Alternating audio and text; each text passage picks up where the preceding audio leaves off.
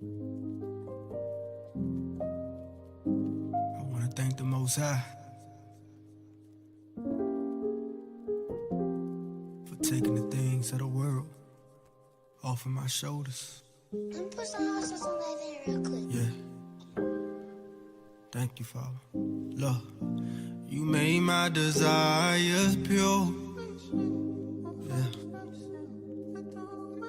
You made my desires pure. Yeah. You made my desires pure. Yeah. You made my desires pure.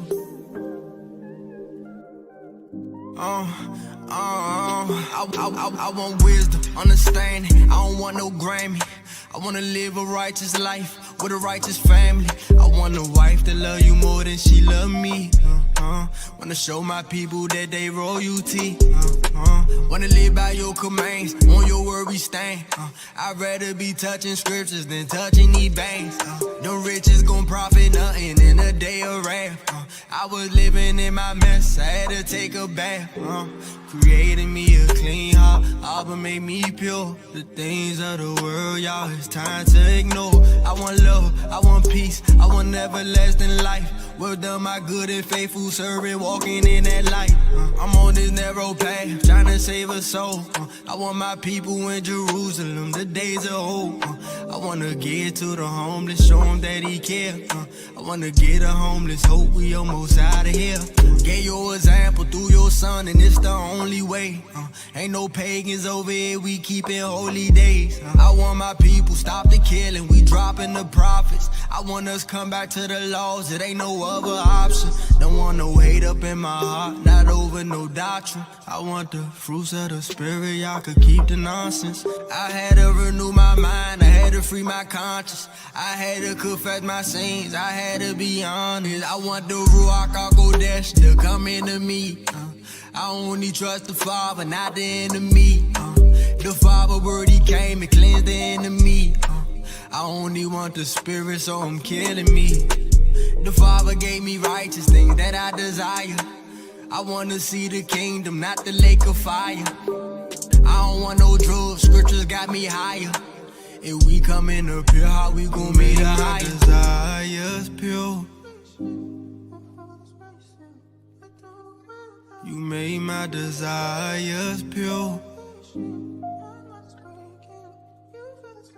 You made my desires pure. You made my desires pure. You made my desires pure. Eyes haven't seen, ears haven't heard all that you had for me. Eyes haven't seen, ears haven't heard all that you had for me. You made my desires pure. Eyes haven't seen, ears haven't heard all that you had for me. You made my desires pure. Haven't seen, ears haven't heard all that you had for me. You made my desires pure. See all that weight that was on our shoulders. You made my desires pure. Was the things of this world. You made my desires pure. I want to say thank you, Father. You made my desires pure. Getting that weight off our shoulders. Hallelujah.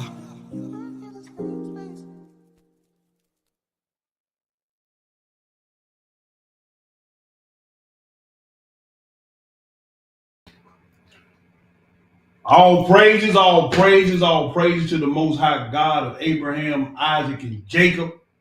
We want to say happy feast of Purim, or Moed Tov Purim in our native tongue. Some like to say Moab, some say Moed, but appointed feast of Purim.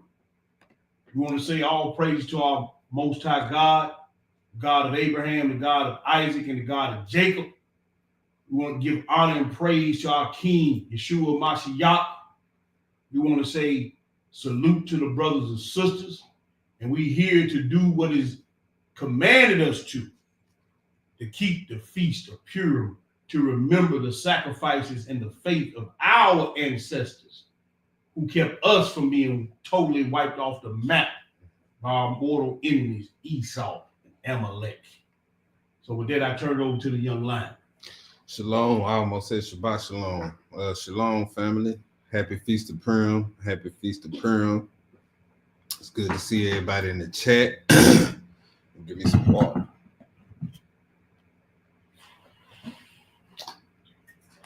All praise to the Most High. Okay, that's better. How y'all doing out there tonight? You know what I'm saying? It's a Thursday night. You know what I'm saying? Live on a Thursday night. It's the Feast of Purim, so we got good reason to be live.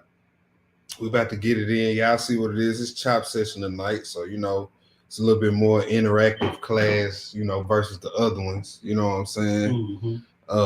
You know, so we gon', you know, if ain't nobody got nothing to special to say or no, you know, no special announcements or give y'all 60 seconds. I ain't gonna just cut you off. We're gonna give you 60 seconds to say something. You know what I'm saying? We're gonna chop it up. We're gonna chop it up with y'all a little bit tonight. We're gonna go and get into it. Y'all ready to go and get into it? If y'all ain't got nothing to say, go and put some sevens in the room. We'll get into it then.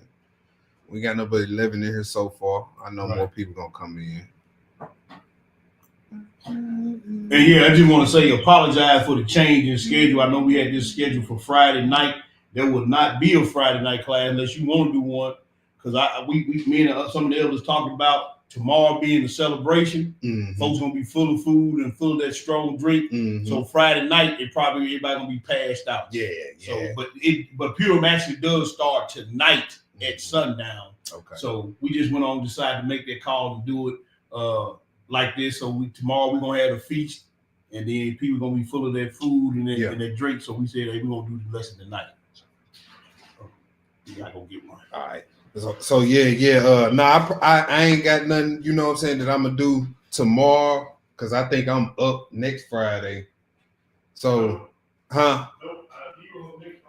Okay. Well, yeah. I probably I'm up again. I think sometime this month. But yeah, because we got that part 2 coming. So, okay, Tuvi. Tuvi said he'll go live. All right. So. Look like everybody ready. When Pops get back, we'll get started. Need this phone charger though. Hold on.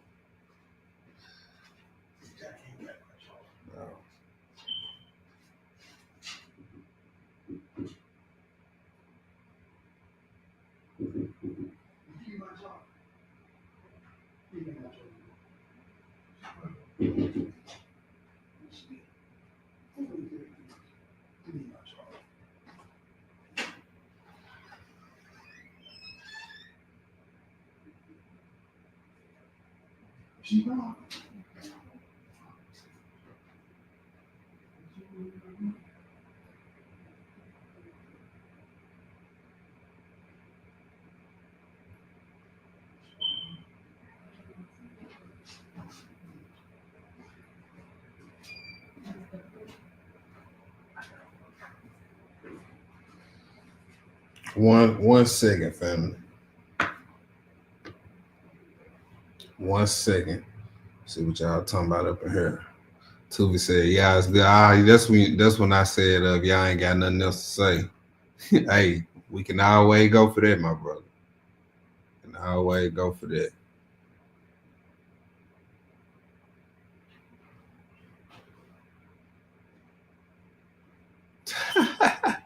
Hey, since you ain't lying, that bro can, he can go. He can go. He lucky my work schedule is what it is right now, because I can't burn that midnight oil like I used to with the work schedule they got me on right now. Appreciate it. Soon as that joker lighten up though, I'm back in there, bro.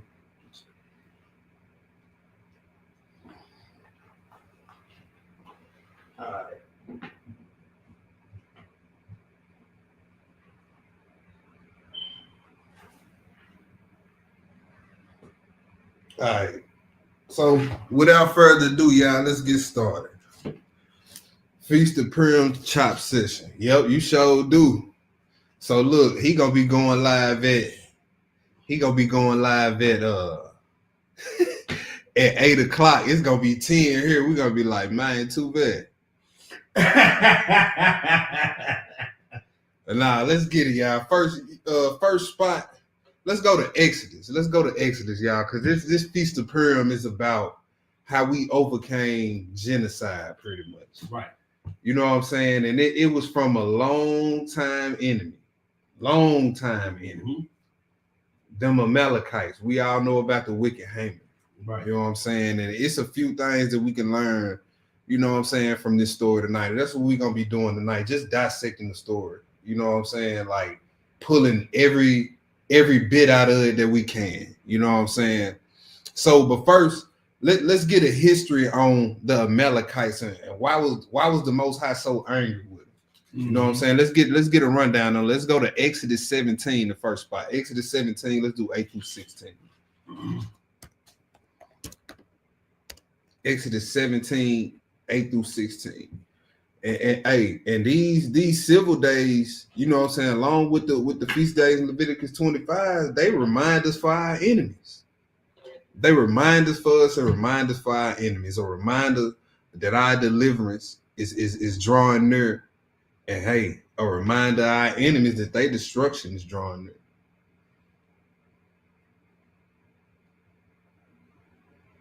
All right. Exodus 17, let's do 8 through 16. Let me get it on the screen. All right.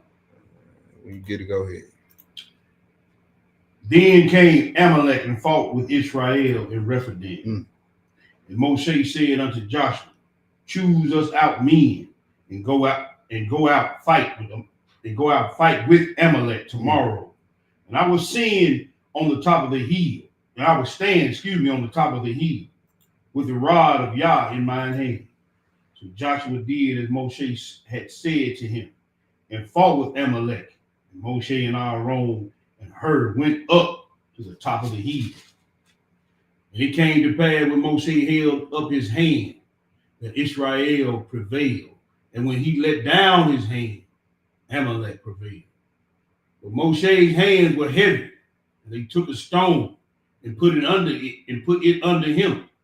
And he sat thereon, and Aaron and Hur stayed up his hands, the one on one side and the other on the other side. Right. And his hands were steady until the going down of the sun. And Joshua discomfited Amalek and his people with the edge of the sword. And Yahweh said unto Moshe, write this for a memorial in a book. Write this for a memorial in a book and rehearse it in the ears of Yehoshua. For I will utterly put out the remembrance of Amalek from under heaven. Oh, wow. So why was the Most High so mad with them? A lot of nations fought against Israel. You know what I'm saying? So what was the difference in this situation? Let's go find out. Let's go to Deuteronomy 25. Yes, sir.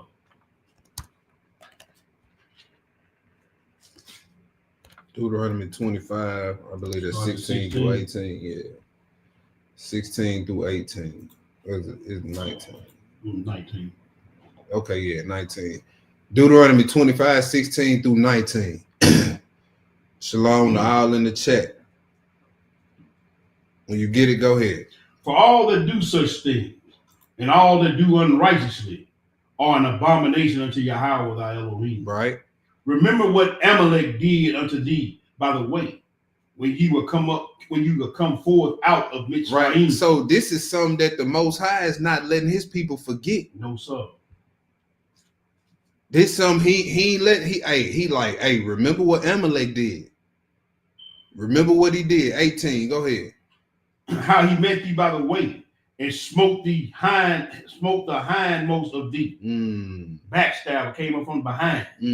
Even all that were feeble behind thee, when thou was faint and weary, and he feared not the Elohim. Right. So it was unprovoked attack on the weak.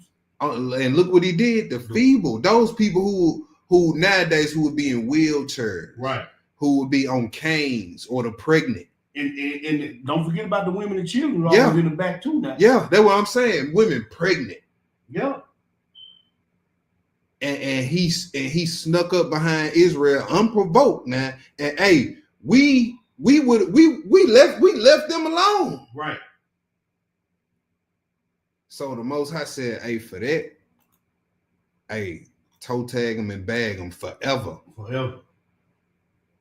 Toe tag them and bag them forever. All right, go ahead. 19. Mm-hmm. Therefore it shall be, when Yahweh thy Elohim has given thee rest from all thine enemies round about, in the land which Yahweh thy power giveth thee, for an inheritance to possess it, that thou shalt blot out the remembrance of Amalek from under heaven, and thou shalt not forget it. He said, you should not forget to destroy this particular seed of Esau when you inherit the land.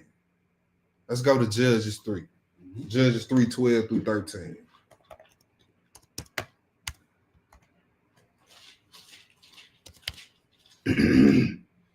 Judges 3, 12 through 13. When you get it, go ahead.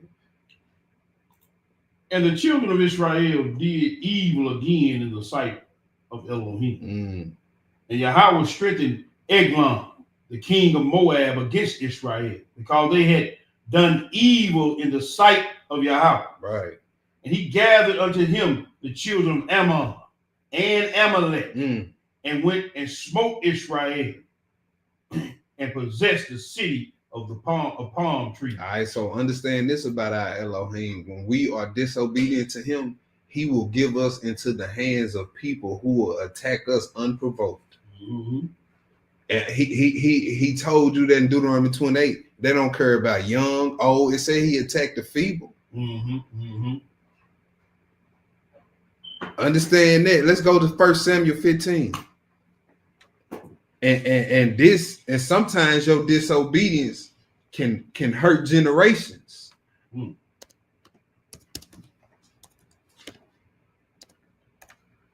Then he say, I'm visiting the iniquity of the generation of them that hate me. Mm-hmm.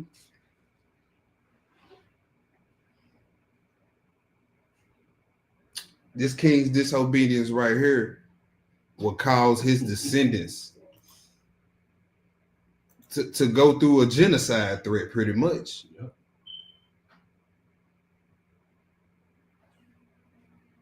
This disobedience right here got him rejected as king. And you know what the disobedience was? Spurring your enemy. That's it. That's it, bro. A lot of you soft shoe Israelites don't want to hear that. But Saul was rejected as king and as a servant of the Most High for spurring his enemies. Think about that. Let's read it. 1 Samuel 15, verse 1. Go ahead. Samuel also said unto Shaul, Yahweh sent me to anoint thee to be king over his people, over Israel. Now, therefore, hearken thou unto the voice of the words of the Elohim. Thus said Yahweh of hosts, I remember that which Amalek did to Israel, how he laid wait for him in the way when he came up from Egypt. Now go and smite Amalek and utterly destroy all that they had. Right. And spare them not, but slay both man and woman, infant and suckling, ox and sheep, camel and ass. So he like, hey, tear the man up, tear the woman up, tear the infant up, tear everything up. Hey, this is the prophecy that was made in Exodus 17 was supposed to crystallize right here. Yep. It's supposed to crystallize right here. Keep reading. Verse 4. And Shaul gathered the people together and numbered them in Telaim, 200,000 footmen and 10,000 men of Yehuda. Shaul came to the city of Amalek and laid wait in the valley. And Shaul said to the Kenites, go depart, get you down from among the Amalekites, lest I destroy you with them. For ye showed kindness to all the children of Israel when they came up out of Egypt. So the Kenites departed from among the Amalekites. And Shaul smote the Amalekites from Havilah until thou comest to Shur, that is over against Mitzrayim. And he took Agag, the king of the Amalekites, alive and utterly destroyed all the people with the edge of the sword. But Shaul and the people spared Agag. What they do? They spared Agag Go ahead. and the best of the sheep and of the oxen and of the fatlings and of the lambs and all that was good, and would not utterly destroy them. But everything that was vile and refuse, that they destroyed utterly. Then came the word of Yahweh unto Samuel, saying, It repented me that I have set up Saul to be king, for he had turned back from following me, and hath not performed my commandments. And it grieved Samuel. Hey, what was the commandment here? To go kill everything moving. From the Lord? Yeah. You reading it. And he cried unto Yahweh all night. And when Samuel rose early to meet Shaul in the morning, it was told Samuel, saying, Shaul came to Carmel, and behold, he set up a place, and is gone about, and passed on, and gone down to Gilgal. And Samuel said to Shaul, and Shaul said unto him, Samuel came to Shaul, and Shaul said unto him, Blessed be thou of Yahweh. I have performed the commandment of the Lord. Samuel said, What meaneth then this bleating of the sheep in mine ears, and the lowing of the oxen which I hear? A real man of the Most High ain't sparing. He can't spare a bird. You hear me? A real servant of the Most High can't spare a bird. King, I don't care if you king. Right. Go ahead. And Shaul said, They have brought them from the Amalekites. For the people spared the best of the sheep and of the oxen to sacrifice unto Yahweh thy Elohim, and the rest we have utterly destroyed. You notice how they said when they destroyed it, we. Yeah. Did just like Adam did. Yeah. With Eve. Threw him under the bus. Yeah. Go ahead. 16. Then Samuel said to Shaul, Shut up, stay, and I will tell thee what Yahweh has said to me this night. And he said unto him, Say on. Samuel said, When thou wast little in thine own sight, wast thou not made the head of the tribes of Israel? And Yahweh anointed thee king over Israel. And Yahweh sent thee on a journey and said, Go and utterly destroy the sinners, the Amalekites, and fight against them until they be consumed. Did y'all see in that verse 16? Samuel says, Shut up. It's the word say stay. I can just see it right now. Saul talking sense. Just stop. Bro. Just stop. Go ahead. Verse 19. Wherefore then didst thou not obey the voice of Yahweh, but didst fly upon the spoil, and didst evil in the sight of thy Elohim? And Saul said unto Samuel, Yea, I have obeyed the voice of Yahweh, and have gone the way which Yahweh sent me, and have brought Agag, the king of Amalek. Man, you done lied about 3 times, bro. And have utterly destroyed the Amalekites. That's 4 lies. But the people took the spoil, sheep and oxen, the chief of the things which should have been utterly destroyed, to sacrifice unto Yahweh thy power in Gilgal. Samuel said, As Yahweh as great delight in burnt offering and sacrifices as in obeying the voice of Elohim. See where his mind was. See, we keep these sheep and oxen. We can keep this out of cup going. Right. We can keep this out of cup thing going. Keep doing all the wickedness, but hey, we got more sheep and oxen now, so we can sacrifice. See, he wanted to keep that out of cup thing going. Go ahead.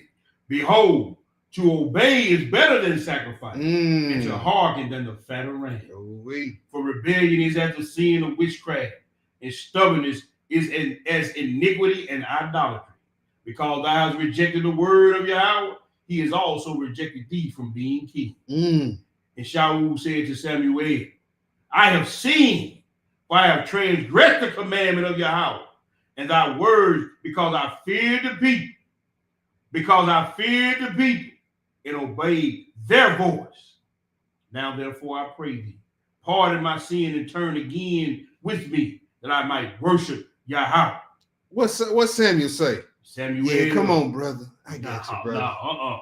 Not no real when they gonna do it. Come on. Not no real when they gonna do it. I got you, brother. You just got weak, brother. Mm-hmm. Yeah, it was over with. Go ahead. Let's see what he said. And Samuel said unto Shaul, I will not return with that thee. man said, bro, I can't spare a bird on the turf. You hear me too? No. That man said, I can't spare a bird. Go ahead. For thou hast rejected the word of Yahweh, and Yahweh has rejected thee from being king over Israel. And as Samuel turned about to go away, he laid a hold upon his skirt and upon his mantle and rent it. He just threw a fit. He just tore the law too. Mm-hmm. What was on that skirt? The fringes. The fringe. Yeah. So prophetic. Prophetic. Mm-hmm. And he rent. Mm-hmm. And Samuel said unto him, the Lord has rent the kingdom of Israel from thee this day, and has given it to a neighbor of thine that is better than thou. All right, we can drop that right there. Let's go to the book of Esther. Mm-hmm. Let's go to the book of Esther.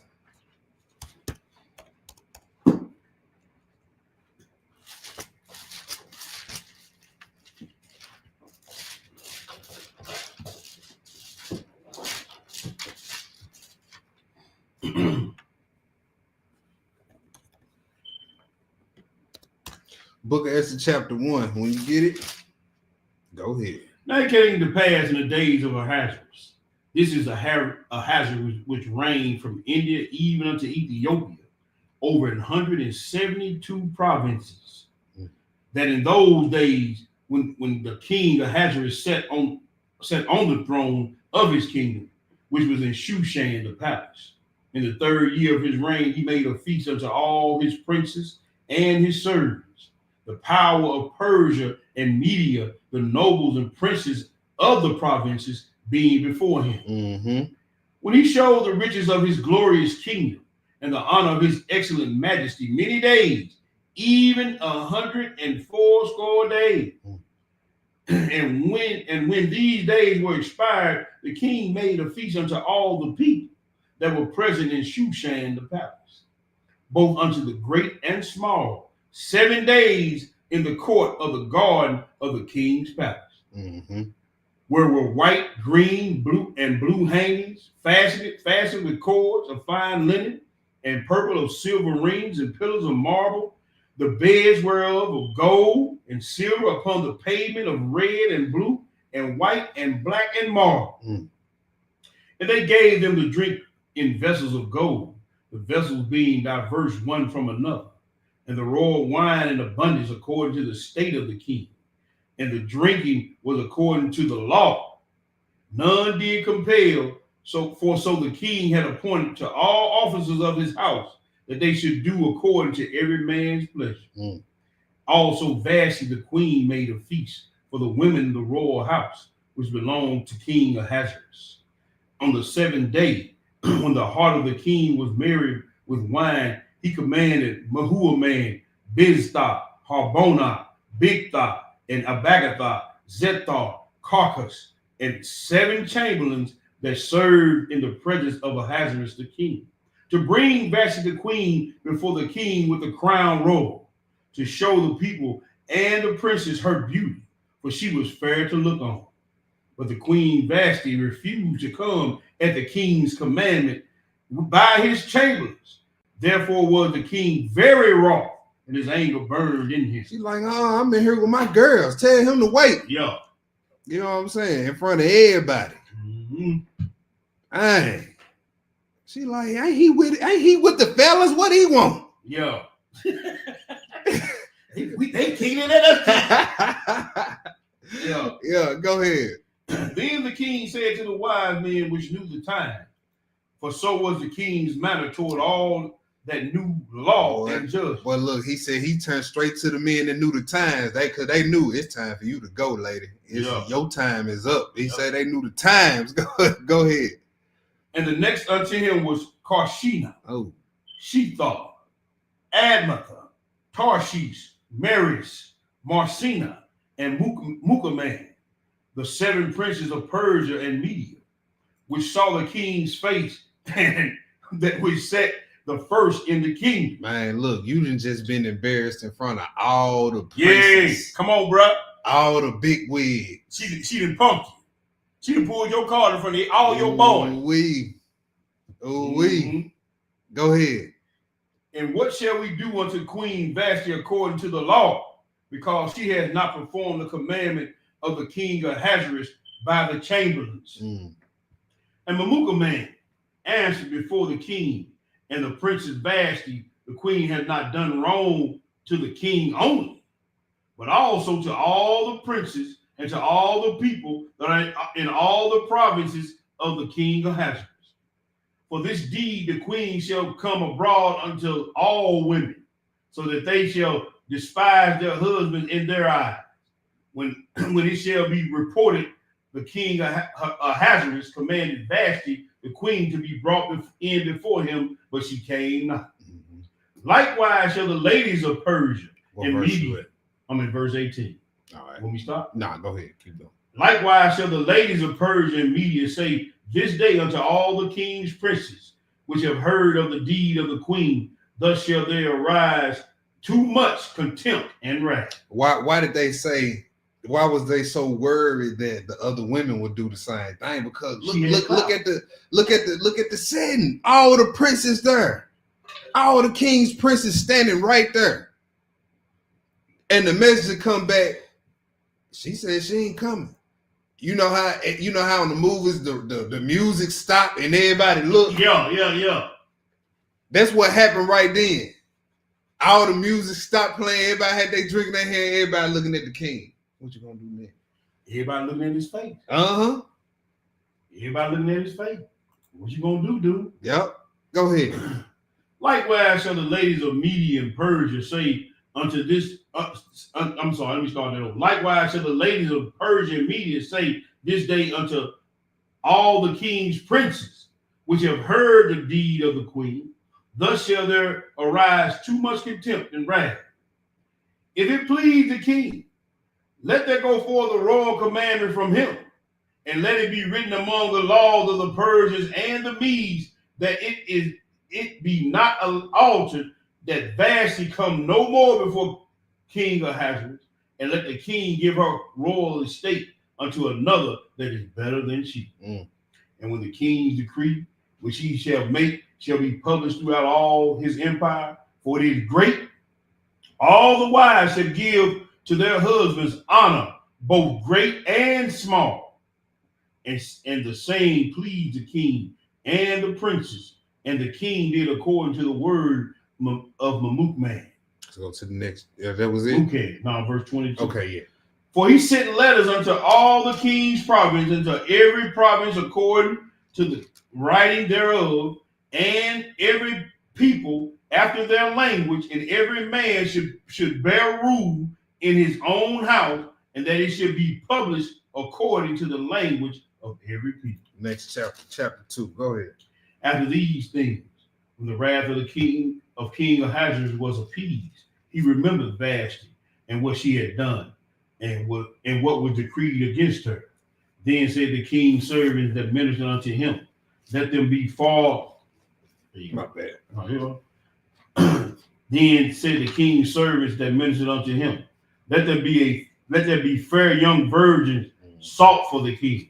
And the king appointed officers in all the provinces of his kingdom, that they may gather together all the fair young virgins unto Shushan the palace, to the house of the women, unto the custody of Hagi, the king's chamberlain, keeper of women, and let their things for their purification be given them. And let the maiden which pleases the king be queen instead of Vashti. And the thing pleased the king, and he did so.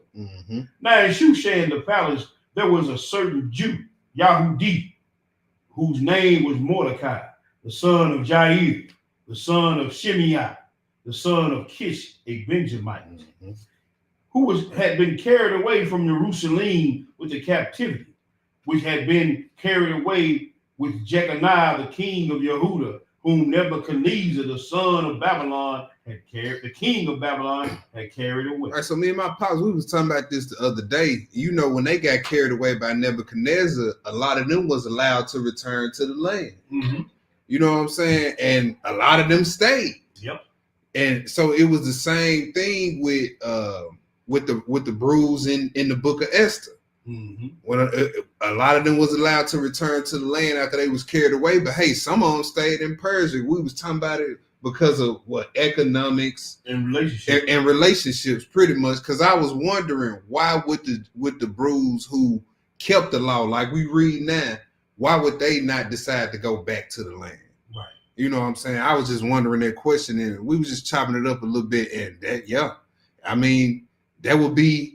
Yeah, that would be why you would stay here if we had the choice to go back. You right. know what I'm saying? Before the final final return, of course. Mm-hmm. You know what I'm saying? But that's right. So yeah, go ahead. Verse 7. Mm-hmm. And he brought up Hadassah, that is Esther, his uncle's daughter, for she had neither father nor mother. And the maid was fair and beautiful, whom Mordecai, when her father and mother were dead, took for his own daughter. Mm-hmm. So it came to pass when the king's commandment and his decree was heard, and when many maidens were gathered together unto Shushan the palace to the custody of Hegai, that Esther was brought also into the king's house to the custody of Hegai, keeper of the women. Verse 9. And the maiden pleased him, and she obtained kindness of him, and he speedily gave her her things for her purification, which such things as belonged to her, and 7 maidens which were to be given her out of the king's house.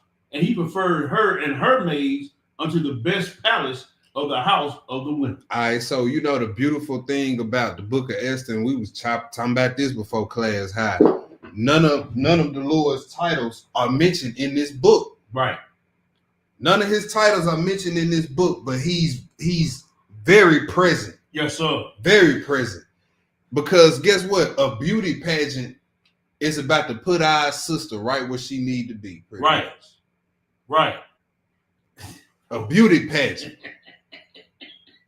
Go ahead, man. I ain't gonna say nothing. Nah, go ahead. Go ahead. Nah, see. Nah, go ahead. See, women, man, I don't want to get into it. I don't want to mess with that. Come on, bro. Hey, this is chop. So here's the deal. Here's the deal. Let me just go there, since you allowed me to go there. Yeah.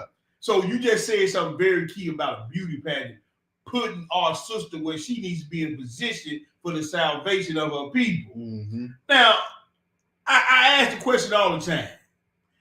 How do you define beauty? And everybody gives me the same answer. Well, beauty's in the eye of the beholder. Everybody's a 10. Everybody. No, they're not. Because if they were not selected to be in this, you know what I'm saying? See, if you can't tell me what ugly is, you can't tell me what pretty is. I'm just saying. Because I ask the question all the time, can you tell me what ugly is? Because if you can't tell me what ugly is, how you going to tell me what beauty is? But there's a standard, and this standard put our sister in position to save her people. Yeah. So I'm just bringing this out because had she been ugly, she wouldn't have been there. You understand what I'm saying? I get it. She wouldn't have been in the best place, in the best house, and she wouldn't have gained favor from this Hegai guy to be put in the best place, in the best house. Yeah. So does it matter, sisters? Yes, it does. In certain situations, it very much so matter. Yeah, it do. So I just think when you said beauty pageant, kind of struck a nerve with I hear a lot of stuff, man. But I just want to get that out. Hey, this chop session. You know what I'm saying? I hear it a lot, man, but you know, we gotta come up off the BS. We express ourselves in these chop sessions. Right. Hey, anybody in the chat got comments? Hey, we'll pause for the call, you know. Go ahead. Verse 10. Mm-hmm. Esther had not shown her people nor her kindred, for Mordecai had charged her that she should not show it. Sometimes, hey, you got to be discreet with it. Right. Sometimes you got to be discreet with it. It ain't hiding who you is. It's just being smart. That's right, bro. It's just being smart. And see, these people, they recognize that they was being used by the Most High. Right. You know what I'm saying? Go ahead. And Mordecai walked every day before the court of the women's house to know how Esther did and what should become of her. Now, when every maid's turn was come to go in to King Ahasuerus, after that she had been 12 months, according to the manner of women, for so were the days of her purification accomplished, to wit 6 months with oil and myrrh, and 6 months with sweet odors, and other things for the purifying of women. Mm-hmm. And thus every maiden and thus came every maiden unto the king. Whatsoever she desired was given her to go with her out of the house of women unto the king's house. In the evening she went, and on the morrow she returned unto the second house of the women, to the custody of Shaagagaz, the king's chamberlain, which kept the concubines. She came, so she just got a promotion. Mm-hmm. She came unto the king no more, except the king delighted in her. You know what they call this nowadays? Pretty privilege. Right. That's what they call it. Pretty privilege. Go ahead. And she were called by name. Mm. Now, when the turn of Esther, the daughter of Abihail,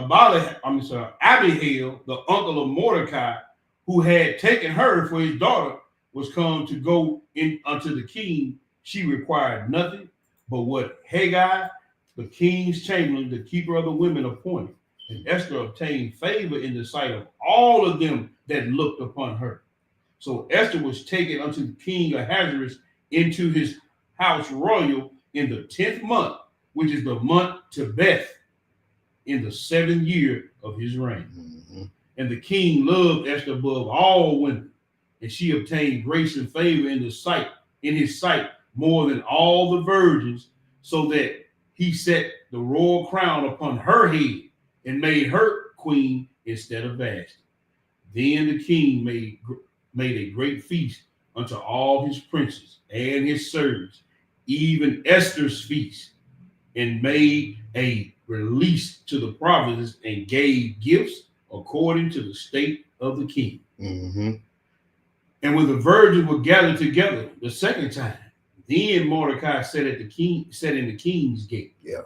Esther had not yet shown her kindred nor her people, as Mordecai had charged her. For Esther did the commandment of Mordecai, like as when she was brought up with him. You see that Mordecai, like, hey, don't wear them fringes, take them fringes off. Right. You know what I'm saying? Put them fringes away. Just wear what they be wearing. Right. That's where would they be wearing? Go ahead. Let's go to the next chapter. Was that it for chapter? No, I got 3 more verses. Let me read. Yeah, go ahead. In those days, while Mordecai sat in the king's gate, 2 of the king's chamberlain, Bigthan and Teresh, of those which kept the door, were wroth and sought to lay hand on King Ahasuerus. Mm. And the thing was known to Mordecai, who told it unto Esther the queen, and Esther certified the king thereof in Mordecai's name. Mm-hmm. And when the inquisition was made of the matter, it was found out therefore that they were both hanged on a tree, and it was written in the book of the Chronicles before the king. Let's go to chapter 3. After these things did King Ahasuerus promote Haman, the son of Hammedatha, the Agagite, and advanced him and set his seat above all the princes that were with him. It said the Agagite. Mm-hmm. What was Agag? He was from what? Amalek. Yeah. So he was a straight descendant of Agag. Mm-hmm. He was from Amalek. So, hey, the Most High got it out for them anyway. Right.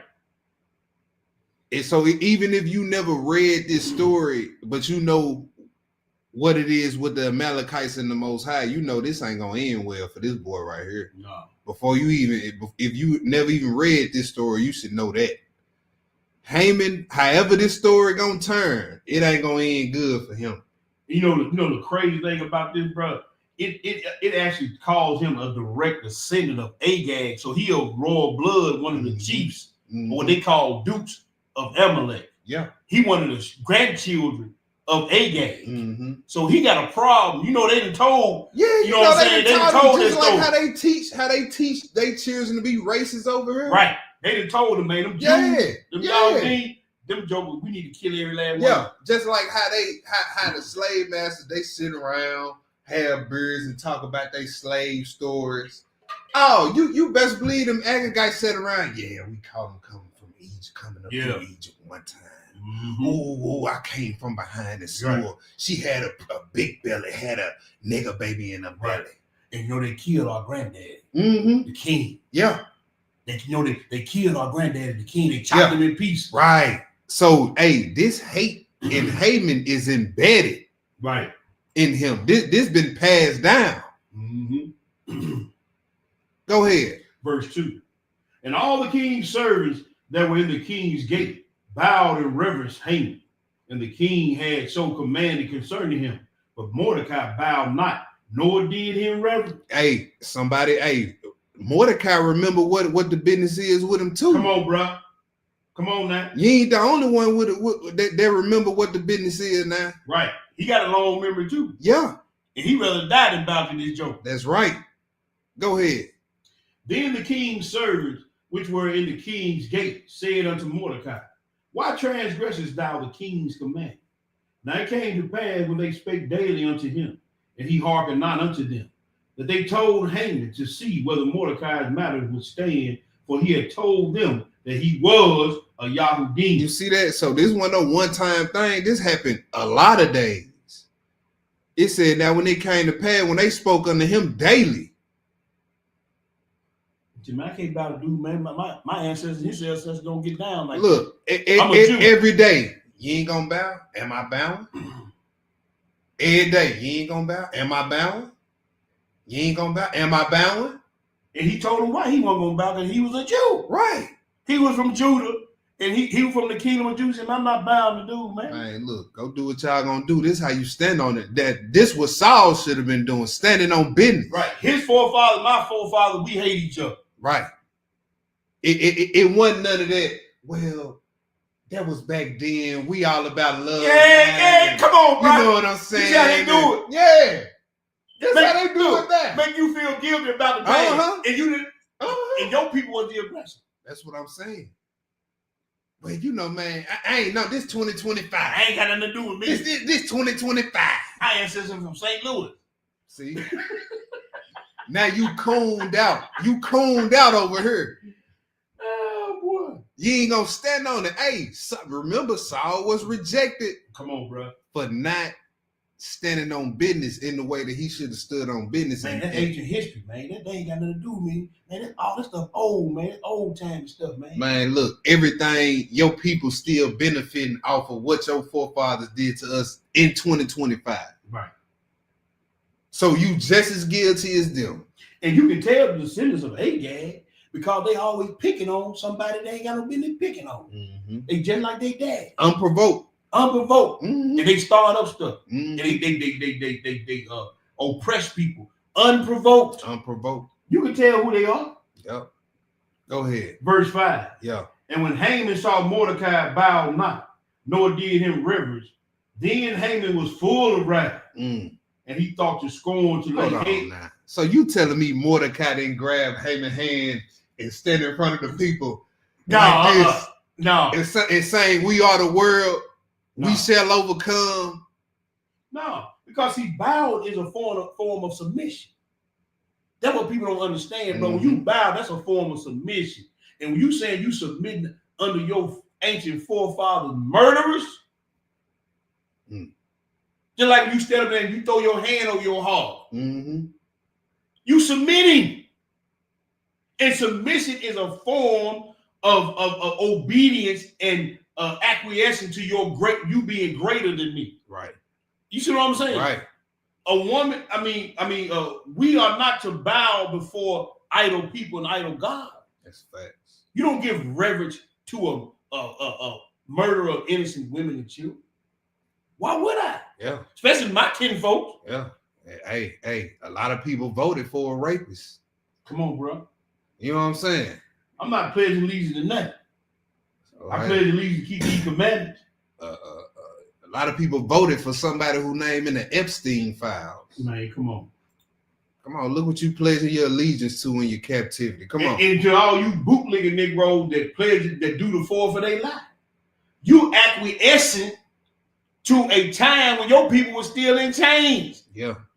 You acquiescing to that. And if you read a slave's perspective on that day, Frederick Douglass' perspective on the day of 4th of July.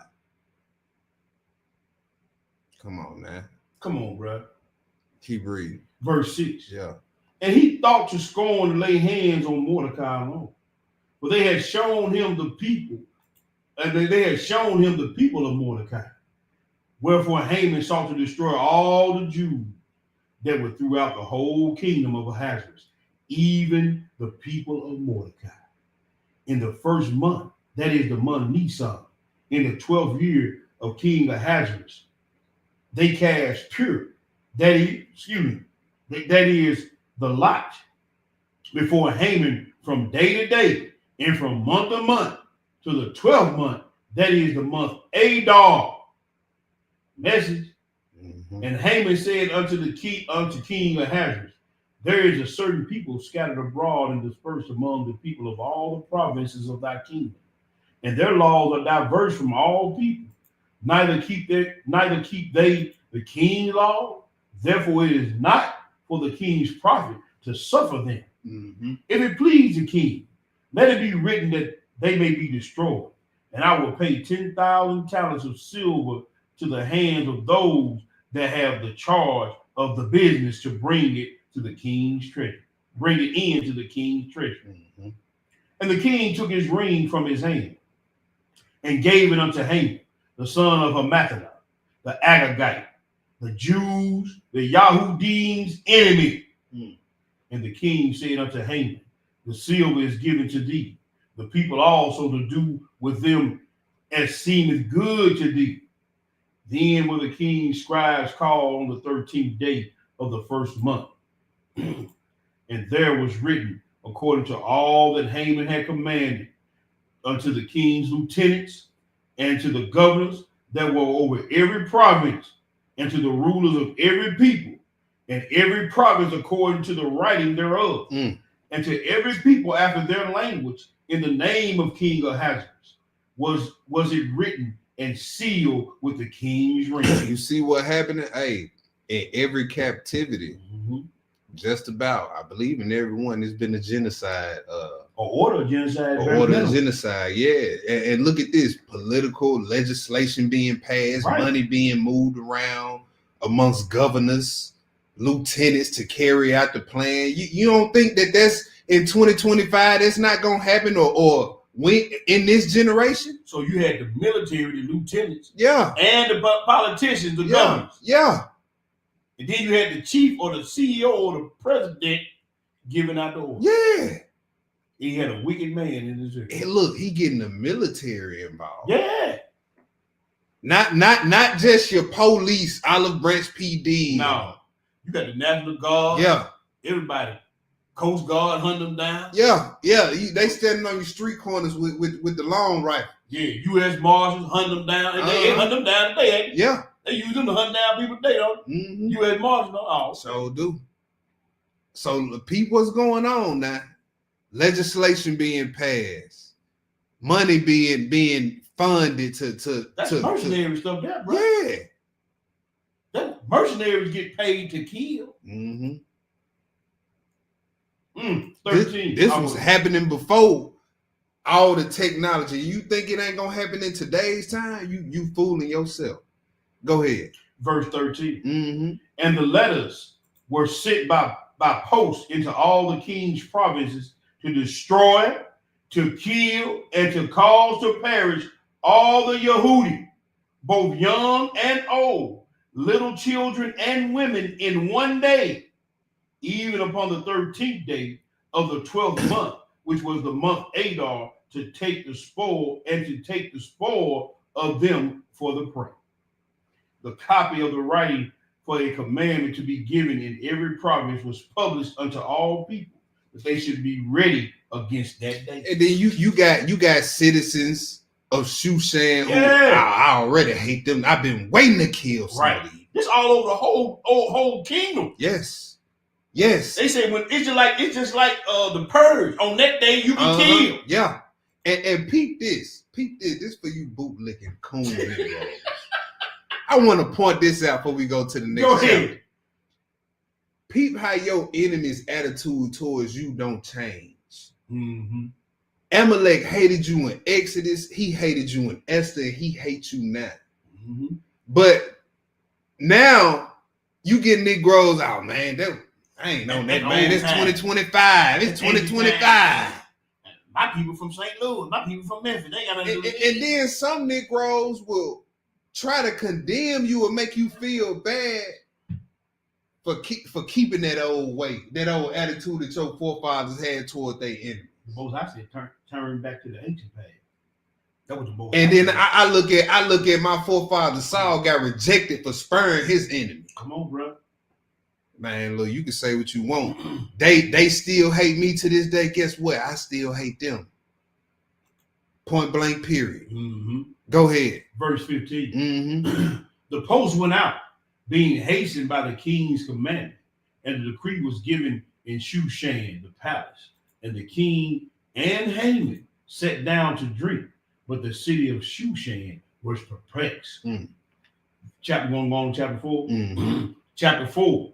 When Mordecai perceived all that was done, Mordecai rent his clothes and put on sackcloth with ashes and went out into the midst of the city and cried with a loud and bitter cry.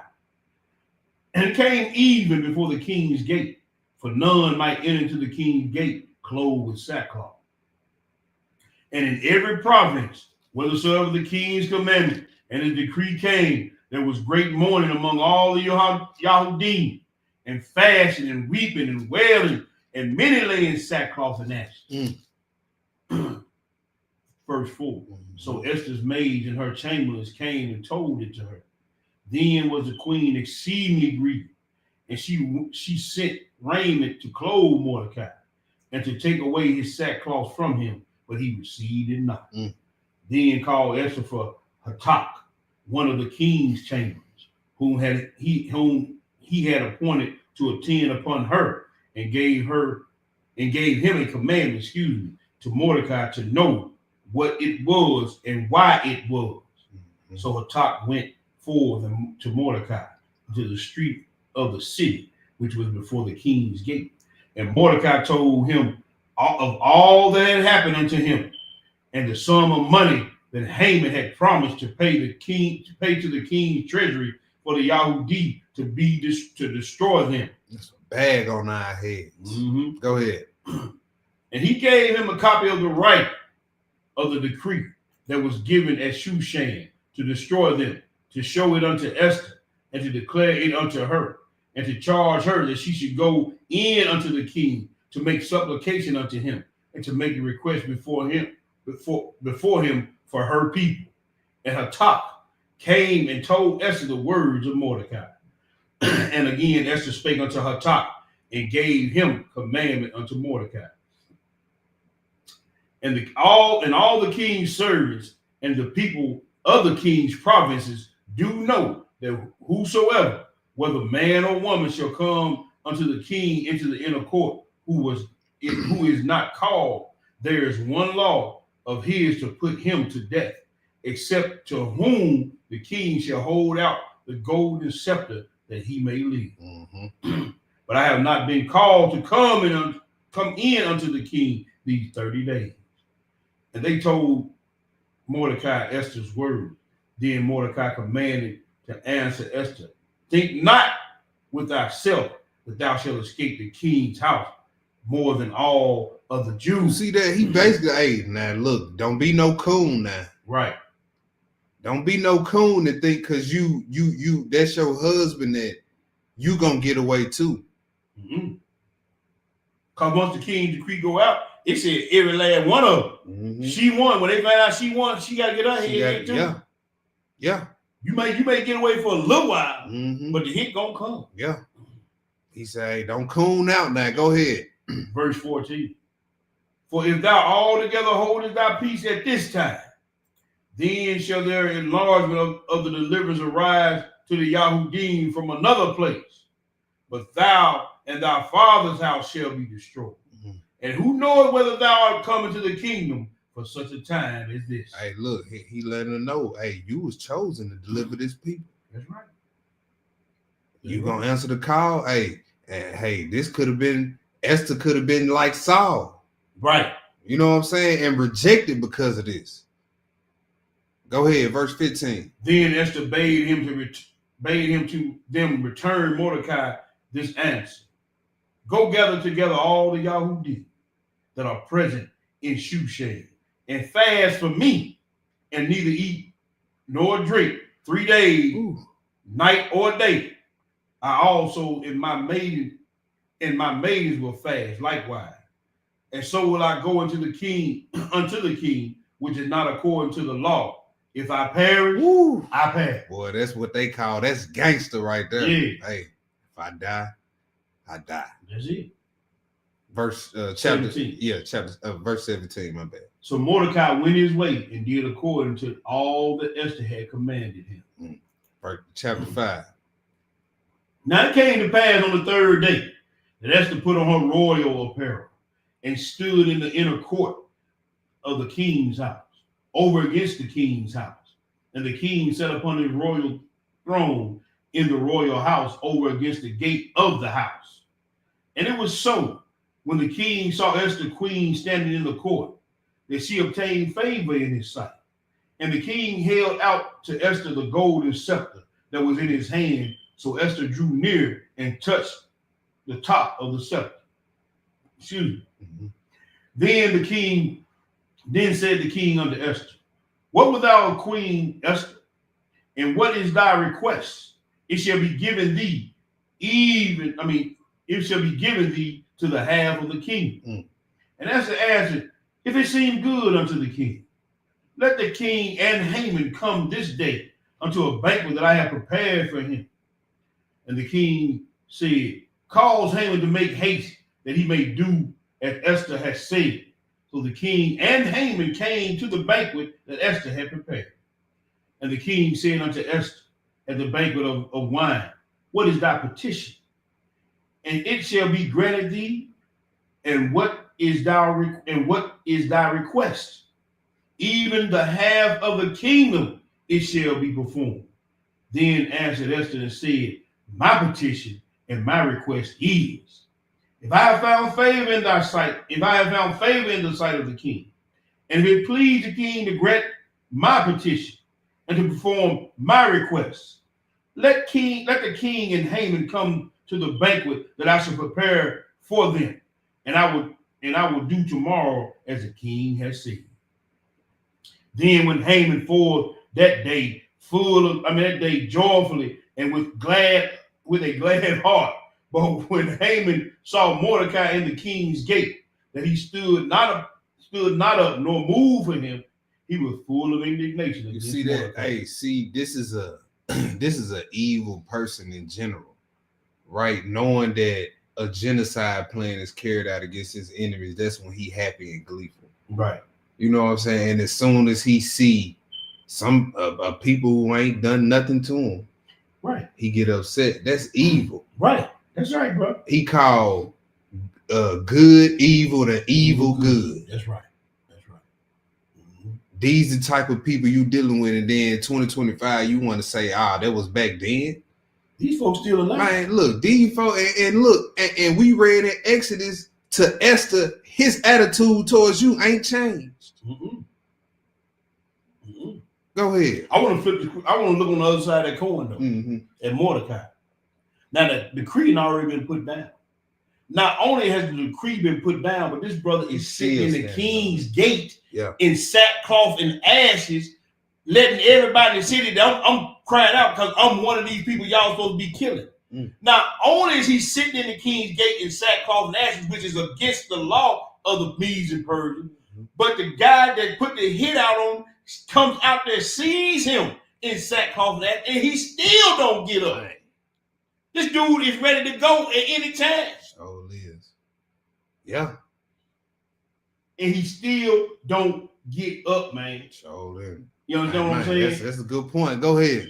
Nevertheless, Haman refrained himself. No, he's shaking. Mm-hmm. Because you put the hit out and you got the green light, go and perform it out. Thanks. You shaking. He ain't want nothing Mordecai. No, he knew dude was going to bust it. Yeah. He knew he was going to bust it. Nevertheless, Haman refrained himself, and when he came home, he sent and called for his friends. He called for his partner. Yeah, he finna cry to him, and then his wife, the man of the house. Yeah. Look, watch this. He called for his friend and Zeresh, his wife. And Haman told them of the glory of his riches and the multitude of his children and all the things therein the king had promoted him and how he had advanced him above the princes and the servants. See, a joker like this always got to pump himself up. Mm-hmm. He need to cry. Before he start crying, he got to let you know how cold he is first. Yeah. But then he finna cry like a female. We know somebody like that. Yeah. Always got to pump himself up, then start crying. You just pump yourself up like you was something. Yeah. Boy, I tell you. Some people need cheerleaders. Yeah, they need to be affirmed by other people. Yeah. They can't stand on their own. People got to affirm them and validate them. Facts, because they confidence, then they didn't build their confidence from within. Right. You know That's what right. I'm saying? It's all external. Mm-hmm. Verse 12. Yeah. Haman said, moreover, answered the queen, did let no man come in with the king unto the banquet that she prepared, but for myself, and tomorrow I am invited unto her also with the king. So he done told me about all the riches. Now he told me about this big meeting he going to. Yeah. Like he told me. Mm-hmm. Look, hey, at peace, hey, to kill us, it's all type of legislation and backdoor meetings going on. Yes, sir. Look, we must be powerful. Why can't y'all just come out in the streets and just start killing us? Why y'all gotta do all this? They ain't gonna be able to do it, bro. The Most High ain't gonna let him. He ruled in the kingdom of men. Mm-hmm. And he picked a weak back joker like this. You know what I'm saying? Because he know he's weak back. Yep. He got to use somebody else got to do his dirty. He don't like getting his hands dirty. You understand? He probably get his nails done. Right. He ain't fit for it. No. Go ahead. Verse 13. Yet all this availeth me nothing. So as long as I see Mordecai the Jew sitting at the king. Man, you had your opportunity just then. He was right there. He was right there. And he was in a weak state, in a morning state. Come on, bro. I don't know. Now he probably would have told you. He probably would have told you what. That Jew gene would have kicked me. Yeah, you trying to kill me too? Yeah. He probably would have told your whole head off your shoulder. Yeah. Verse 14. I wish it was an alternate ending to this story where we could read a one-on-one between Mordecai and Haman. Go ahead. Then says Zeresh, his wife, and all his friends unto him, let a gallows be made of 50 cubits high, and tomorrow speak thou unto the king that Mordecai may be hanged thereon. Then go thou merrily in with the king unto the banquet, and the thing pleased Haman, and he caused the gallows to be made. Chapter 6. On that night could not the king sleep, and he commanded to bring the book of records of the Chronicles, and they were read before the king. And it was found written that Mordecai had told Bigthana and Teresh, two of the king's chamberlains, the keepers of the door, who sought to lay hand on King Ahasuerus. All right, so you got a lot of people who don't celebrate Purim. You know what I'm saying? I really don't know how. You say you believe everything in the book, but you don't celebrate Purim. Right. And, you know, it's I can't remember which book it is in the Apocrypha, but none of the Lord's titles are in there. And people will use that to say, well, see, that's why I don't read the Apocrypha.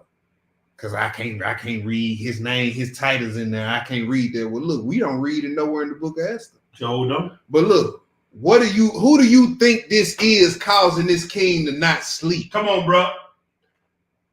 Who do you think that is? Is it just a coincidence? Just all of a sudden he can't sleep? And then he flipped to the part where Mordecai's name is in the book. That's a coincidence too. He went right to the word Mordecai's name was written in the King's Chronicles. Now that book probably didn't doggone thing. Right. And he flipped right to the page with Mordecai's name in it. Right. Because the night before he was over what, 120 provinces? And the King's books is and look, he flipped right to the page. Yeah, I remember that Mordecai dude. Come on, man. Now he just so happened to do that on the night he couldn't sleep. Now, let me go back. Not only could he not sleep, but he also could not sleep. And then he called for the book. Then not only did he call for the book, but he flipped right to the page where Mordecai name. But God ain't in there. But God, because you can't read his name. Come on, hey, and let that be a lesson for your life. You may be in life situations where it feel like he ain't nowhere near your situation. Come on, bro. Going through one now. Hey, hold on. That's all you got to do. Look, hey, and look to see how you can be the Esther and Mordecai in your own situation. Come on, bro. It's so much we can pull from this stuff, y'all. As long as we read like this, and the king said who was in the court. Now Haman who came in out, speed read. If you stop and just meditate, like, all right, how can I apply this to my day-to-day, my mental? How can I apply this to what I'm currently going through in my life? We don't stop and ask ourselves that question. We just read, close the book, go to sleep. Right. Wake up, do it all over again. That's right. Go ahead. Hold on, bro. Let me get I lost my brain. I was do something. We were at the beginning of 6. I believe it was at chapter 3. I was at verse 3. Yeah, verse 3. My bad. Verse 3. Yep, that's where I was at. Verse 3. And the king said, "What honor and dignity has been done to Mordecai for this?" Then said the king's servants that ministered unto him, "There is nothing done for him." And the king said, "Who is in the court?" Now Haman was come into the outer court of the king's house to speak unto the king to hang Mordecai on the gallows that he had prepared for him. And the king's servant said unto him, "Behold, Haman standeth in the court." And the king said, "Let him come in." So Haman came in, and the king said unto him, "What shall be done unto the man whom the king delighted to honor?" Now Haman thought in his heart, to whom would the king delight to do more honor than to myself? You see that? So when you full of yourself, pride, you see what they get you? See what it gets you? Wickedness. Your pride will put you right in the crosshairs to lose your life. Mm-hmm. Just like it's doing this dude right here. Mm-hmm. Go ahead. Verse 7. Mm-hmm. And Haman answered the king, "For the man whom the king delighted to honor, let the royal apparel be brought, which the king uses to wear, and the horse that the king rideth upon, and the crown royal which is set upon his head. And let this apparel and the horse be delivered to the hand of one of the king's most noble princes, that they may array the man with all whom the king delighted to honor, and bring him on horseback through the street of the city, and proclaim before him, thus it shall be done to the man whom the king delighted to honor." He thinking he's picking himself on that horse. Yeah, look, the whole time he describing it, talking about this, he picturing himself with all this. Right. That's right. Go ahead. Verse 10. Mm-hmm. Then the king said to Haman, "Make haste and take the apparel and the horse, as thou hast said, and do even so to Mordecai the Jew that sitteth in the king's gate. Let nothing fail of all that thou hast spoken." Did you catch that, bro? He knew dude was sitting in the king's gate with sackcloth. He still didn't kill him. He knew who this dude was, and he knew where he was at, and he didn't kill him. Ain't that the Most High? Yeah. He was like, "Mordecai in the king's gate?" Right. That's what the king was like. He was like, Mordecai in the... Go get him. He said, "Tell him to take that sackcloth and ashes off." He knew dude was out that morning. He like, "Nah, not that Mordecai. This him?" Yeah. Mm-hmm. Go ahead. Then took Haman the apparel and the horse, and arrayed Mordecai, and brought him on the horseback through the street of the city. That? Hey, that's prophetic. Esau crowning Israel. Yeah. Hey, yeah. You got to get that up, partner. You got to get it up. Hey, even through Saul's disobedience, the Most High still found a way to get at Agag. Get at Amalek. Now he Now the one you hated, you got to go put the royal. Come on, bro. Come on now. Just like it said Amos 9, we gonna possess all the remnant of Edom. Come on, bro. They gonna bring them us they riches. Come on. Go ahead. You talking about Chase Manhattan Bank? Yeah. New York Bring us Stock Exchange. All that. Huh? All that. U.S. Steel. Sell all that stock and bring it here. The Beers Company, Diamond Trade. Sell all that and bring it here. Huh? Sell all that and bring it here. What they call it? The banks, the World Bank. Uh-huh. They got to give it up, don't they? Yes, sir. It's gonna be named after the Israelites when we get through. Come on, bro. Middle of the letter. Yeah. And proclaim before him, thus shall it be done unto the man whom the king delighted to honor. And Mordecai came again to the king's gate, but Haman hastened to the house, mourning, having his head covered. Yeah. And Haman told Zeresh, his wife, and all his friends everything that had befallen him. Then said his wife, me, and Zeresh, his wife, unto him, if Mordecai be of the seed of the Jews, before whom thou hast begun to fall, thou shalt not prevail against him, but thou shalt surely fall before him. And while they were yet talking with him, came the king's chamberlain and hastened to bring Haman unto the banquet that Esther had prepared. That was the end of that. That was the end of 6. They go to 7. All right. The downfall of Haman. So the king and Haman came to the banquet with Esther, the queen. And the king said again unto Esther on the second day at the banquet of wine, what is thy petition, Queen Esther? It shall be granted thee. And what is thy request? It shall be performed even to the half of the king. Then Esther, the queen, answered and said, if I have found favor in thy sight, O king, if it please thee, king, let my life be given me at my let my life be given me at my petition, and my people at my request. We were sold, and I am my people to be destroyed, to be slain, and to perish. But if we have been sold for bondmen and bondwomen, I had held my tongue. Hey, look, she like, we used to that. Right. She like, if y'all was gonna make us slaves, I wouldn't have said nothing. Right. That's a shame. Is Israel a homeborn slave? Yeah. By that point, by that Persian Empire, it was whatever. Go on, hit us across the back again. We don't care. Right. You know what I'm saying? Go ahead. I held my tongue, although the enemy could not countervail the king's damage. Then the king Ahasuerus answered and said unto Esther the queen, who is he? And where is he? And there's presumed his heart to do so. Now the right questions being asked now. Yeah.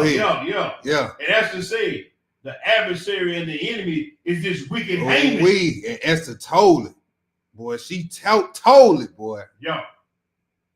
Then Haman was afraid before the king and the queen. And the king arriving from the banquet of wine in his wrath went into the palace garden. And Haman stood up to make request for his life to Esther the queen, for he saw that there was evil determined against him by the king. Oh, now he begging for his life. Yeah. Go ahead. Then the king returned out of the palace garden into the place of the banquet of wine. And Haman was fallen upon the bed whereon Esther was. Then said the king, will he force the queen also before me in the house? As the word went out of the king's mouth, they covered Haman's face. And Harbonah, one of the chamberlains, said before the king, behold, also the gallows 50 cubits high, which Haman made for Mordecai, who had spoken good for the king, standing in the house of Haman. Then the king said, hang him thereon. So they hanged Haman on the gallows that he had prepared for Mordecai. Then was the king's wrath pacified. Hallelujah. Hallelujah. Going on in chapter 8. All right. On that day, the king Ahasuerus give the house of Haman, the Jews' enemy, unto Esther the queen. And Mordecai came before the king, for Esther had told what he was unto her.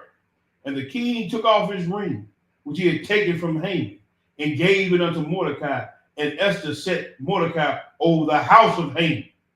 And Esther spake yet again before the king, and fell down at his feet, and besought him with tears to put away the mischief of Haman, the Agagite, and his device that he had devised against the Yahudim.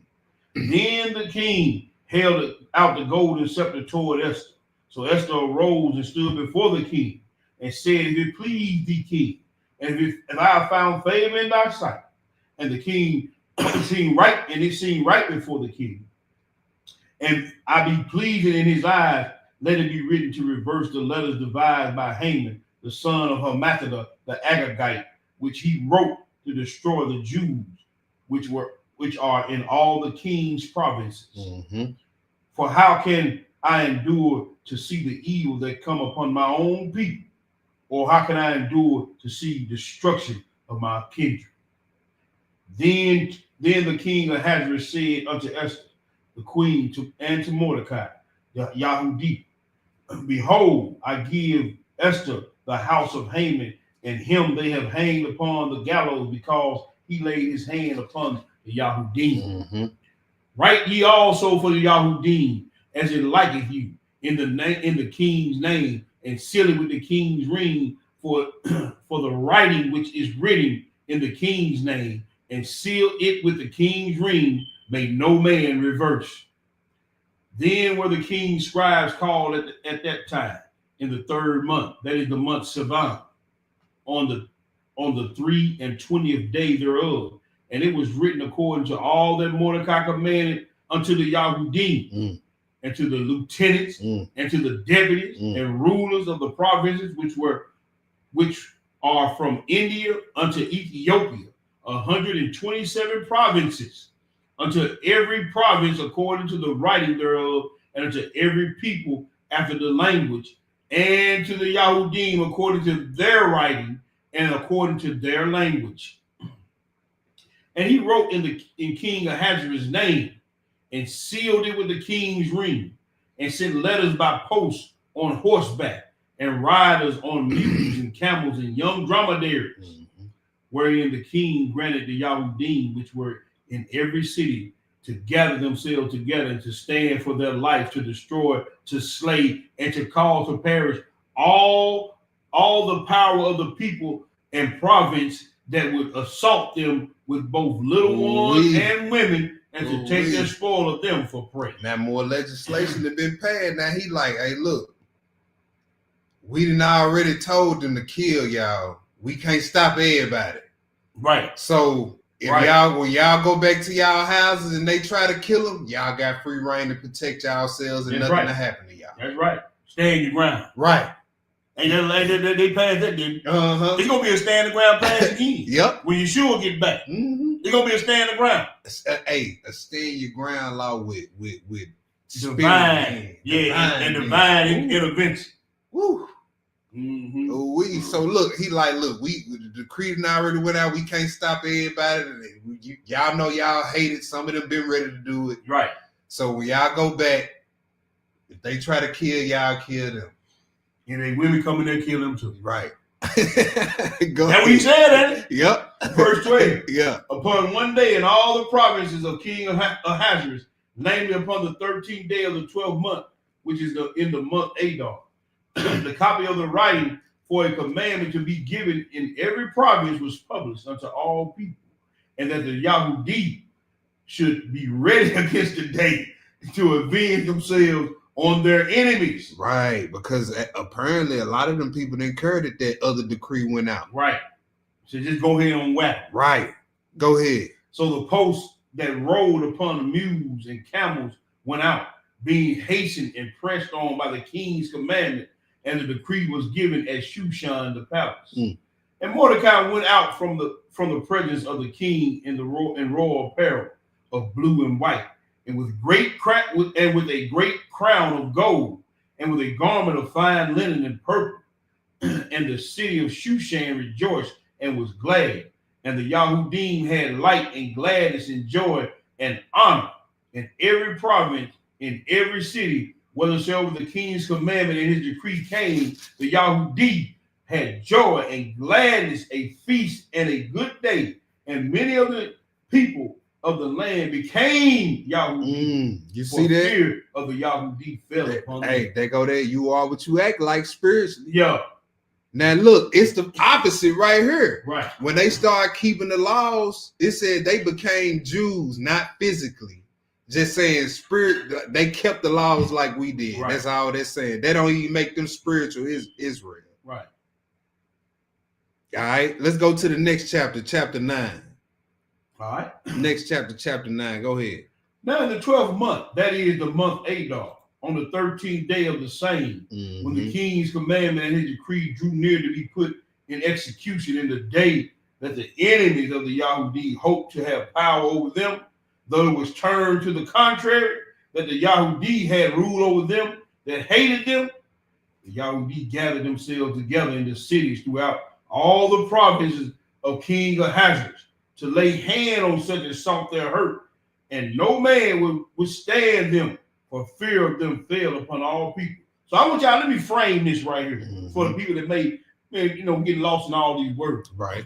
So the decree was put out for a certain day, like the purge, that on this day y'all can go kill the Jew. Well, now another post has been, so people been getting ready for this day. Man, you see what I'm saying? Yep. People, man, on 25th day of Adar, man, I'm gonna crack me a Jew head. I'm gonna kill everything, take everything they got. So now another post has been put out that instead of this happening on this day, this gonna happen on this day. So when they come at y'all, on this day, y'all got free reign to give it. And this what they don't know. All the government official lieutenants gonna be with the Jews. Right. Helping them. So now you still got these hard-headed heathens that, man, I don't care what the king say, I'm going. So now the Yahudim, the Jews, got free reign to weed crack. Probably so caught up in your hatred, you didn't even know that the other post went out. Could have been some of that. You see what I'm saying? You know what I'm saying? And the scripture tell you that hatred and anger blind. It blinds your eyes, man. It blinds your understanding and your reason. Your senses, yeah. You know what I'm saying? So he said now, instead of on this day, y'all getting killed, if they come at you, man, kill them. Kill their kids, kill their women. Yep. And then you take their stuff. Because see, everybody waiting on this day to hit. Everybody said, man, 25th man, on. Yeah. You see what I'm saying? So now this other decree that went out, and now the Jews like, man, they come, man. We got free reign to crack weeds out here, dude. Matter of fact, I know this joker don't like me, so guess what I'm gonna do anyway? Yeah. And the officers of the king back. Right. So the police can't come to your house. Man, you kill this man. Yeah, you gonna kill me. What you gonna do? King said I can do. The police coming with us to kill y'all. Right. Go ahead. Verse 2. The Yahudi gathered themselves together in the cities throughout all the provinces of the king Ahasuerus to lay hand on such as their hurt, such as sought their hurt, and no man could withstand them, for the fear of them fell upon all the people. What verse 3 say? And all the rulers of the province and the lieutenants. These lieutenants, these people who know what to do with the weapons. Right. And the deputy. They ain't mishandling, they ain't missing nothing. No. Look, and the deputy, Shelby County Sheriff. Right. It's the deputy sheriff. Yeah. No, they not even know they come. And the officers, the city police. Yeah. Of the king helped the Yahudi because the fear of Mordecai fell upon it. See, Mordecai rose to the second highest in the kingdom. So, man, that's the king's boy, man. I know they were like, when that nigga get up in there? Yeah. But you better help me. Yeah. Yeah. For Mordecai was great in the king's house, and his fame went out through all the provinces. For this man, Mordecai, waxed greater and greater. Thus the Yahudi smote all their enemies with the stroke of the sword, and slaughter and destruction, and did what they would unto those that hated them. So they didn't spread. They ain't spread. They ain't spread nobody. Can't wait. I can't wait. They ain't spread nobody, huh? Can't wait, brother. Can't wait. Go ahead. And in Shushan the palace, the Yahudim slew and destroyed 500 men. Oh, just in Shushan, it was just, but everybody was just getting ready. But then when the killing started, only 500 was bold enough to go out there and get slew. Come on, bro. Everybody in Shushan was getting ready is what we read. Yeah. But then when it was time for smoke to come, yeah. Yeah. It wasn't us. Nah, it was. Y'all go Matter of ahead. fact, we got y'all name. You know y'all talking smack about what y'all gonna do Yeah. and how y'all gonna do it. Go ahead. And Pashanatha. Uh-huh. I'm sorry. And Pashandatha. And Dalphon. And Aspatha. And Porthana. Excuse me. And Adalia. And Ariadatha. And Pashamataka. And Ariisha. And Aradai. And Vaz Kezjada. The sons of Haman. Mm-hmm. We got y'all on lock. And the 10 sons of Haman, the sons of Hamathadah, the enemy of the Yahudim, slew they, but on the spoil they laid not their hand. And on that day, the number of those that were slain in Shushan, the palace, was brought before the king. And the king said unto Esther the queen, the Yahudim has slain and destroyed 500 men in Shushan, the palace, and the 10 sons of Haman. What have they done in the rest of the king's provinces? Now, what is thy petition? And it shall be granted thee, or what is thy request further? And it shall be done. Then said Esther, if it please the king, let it be granted to the Yahudim, which are in Shushan. Do tomorrow also according unto this day's decree, and let Haman's 10 sons be hanged upon the gallows. So wait a minute. They already dead. Whee! That sister ain't playing. They already dead now. Yeah. Now, so the next time y'all want to talk to us about our delivery or whatever, think about what Esther doing here now. Yeah. This way harsh than anything you gonna hear us say on this camera. Right. Verse 12 said they already slew the 10 sons of Haman. Mm-hmm. Now go get their dead bodies and hang them. And the king said, now they done killed them.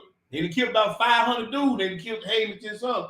Is there anything else you want done? That's basically what he asking her. And she said, yeah, it's something else. Ooh. Put these jokers up there for a reminder to leave us alone and to shut their mouth. So the fact that they were dead wasn't enough for Esther. No, but this a sister. This is sister, and this why I'm harping on this right now. Go. This a sister. Expound on that, bro. She say, "Look, I know they dead, but I want to see them hanging too." Yeah. You know, a lot of brothers be like, "Nah, they dead. That's enough. We did now. When Samuel killed Agag, he just didn't kill him. He hacked him. He cut him into pieces. Yeah. See, these real Yahudim. Yeah. See all this old nice Negro stuff they be talking. Well, you know, this, that, you know. I ain't sparing nothing. If I get a chance, it's on, partner. Yeah. Cause Yeshua, when he come back and getting on Edom by himself, then he said he would dip it like he would dip it. Yeah, his garments, bloody. Man, I'm not sparing none of these jokers. If he give me the opportunity, no. Man, you know how, you know what you gotta do to chop somebody up in pieces? Man, he hacked him in pieces, man. He ain't just stick the sword in his stomach and that was it. Man, he took the sword out of his stomach and started hacking. Right. And said, on, that's how you right. Yo. Follow the commandment of the Lord. Right. Same way with Josh and them did with the men they got. They cut their heads off and hung them up. Yep. Don't y'all come around messing with us no more, man. Or this same thing gonna happen to y'all. Man, you only see the cartel do stuff like that now. But hey, where you think they got it from? Yeah. Hey man, when you hang somebody's head up, what did David do to Goliath when he killed him? He sure did. He chopped his head off. Sure did. See, they think everything's nice and pretty. Mm-hmm. It's a bed of roses. Oh man, he took it too far. No, ain't no taking it too far when you're doing the will of the Most High. Yeah. Ain't no taking it too far. She told them, go get the dead bodies, drag them to them gallows, and hang them. They already dead. Do y'all understand this? Come on, bro. Now, one thing we ain't read, you correct me if I'm wrong, they didn't kill his wife. So she seen her husband hung. Mm-hmm. She saw her sons killed and her son hung up. Yeah. But you know, prophecies say that in Jeremiah, the women and the children that Edom gonna go into captivity. Yep, right. Go ahead. verse 14. Mm-hmm. And the king commanded it so to be done. And the decree was given at Shushan. Oh boy. And they hang Haman's 10 sons. See, that may have been more ruthless. I can't sit up here and lie to y'all and say I wouldn't have thought of doing it. I wouldn't have thought of doing it. They dead good. But I would have thought of doing it. You know what I'm saying? Right. Man, that sister, she must have really don't let the good looks fool you. Right. She had it out for them. Yeah. Go ahead. For the Yahudim that were in Shushan gathered themselves together on the 14th day, also of the month Adar, and slew 300 more men. Woo! In Shushan. But on the prey they laid not their hand. But the other Yahudim that were in the king's provinces gathered themselves together and stood for their lives and had rest from their enemies and slew their foes 70 and 5,000. Dang. But they laid not their hands on the prey. Man, think about the conversations that was at that Purim feast about amongst the brews. You know what I'm saying? Man, I see you on the slice that boy, man. Hey, you all know how we get at the feast, man. Man, especially get a little oil in you. Imagine the conversation among the brews At the feast. When this feast Oh, man. I can only imagine. Because you know how we cut up. We cut up. You know what I'm saying? So, yeah. Man, what you get your with, man? Man, I had that AR. I had that Draco, man. I let about 1,500 rounds go. Did that boy just like Samuel did A-game. Man, what? Yeah, go ahead. Well, I lost my spot. Okay, verse 17. Yeah. On the 13th day of the month, Adar, and on the 14th day of that same rested day, and made it a day of feasting and gladness. 18. But the Yahudim that were at Shushan assembled together on the 13th day thereof, and on the 14th day thereof, and on the 15th day thereof of the same, they rested and made it a day of feasting and gladness. Mm-hmm. Therefore, the Yahudim of the villages that dwelt in the unwalled towns made the 14th day the month Adar, a day of gladness and feasting, and a good day, and sending portions one to another. Mm-hmm. And Mordecai wrote these things and sent letters unto all the Yahudim that were in all the provinces of the king of Ahasuerus, both nigh and far, to establish this among them, that they should keep the 14th day of the month Adar and the 15th day of the same yearly, and the days wherein the Jews rested from their enemies, and the month which they turned unto which was turned unto them from sorrow to joy, and from mourning into a good day, that they should make them days of feasting and joy, and sending portions one to another, the gifts to the poor. And the Yahudim undertook to do as they had begun, and as Mordecai had written unto them, because Haman, the son of Hammedatha, the Agagite, the enemy of all the Yahudim, had devised against the Jews to destroy them, and that they had cast pure, that is, the lot, to consume them and to destroy them. I'm at 25. All right, go ahead. But when Esther came before the king, he commanded by letters that his wicked device, which he devised against the Yahudim, should return upon his own head, and that he and his son should be hanged on the gallows. Wherefore they call these days Purim, after the name of Pur. Therefore all the words of this letter and of that which they had seen concerning this matter, and which had come unto them, the Yahudim ordained and took upon them and upon their seed and upon all such as joined themselves unto them, so as it should not fail, that they would keep these 2 days according to their writing and according to their appointed time every year, and that these days should be remembered and kept throughout every generation, every family, every province, every city, and that these days should not fail from among the Yahudim nor the memorial of them perish from their seed.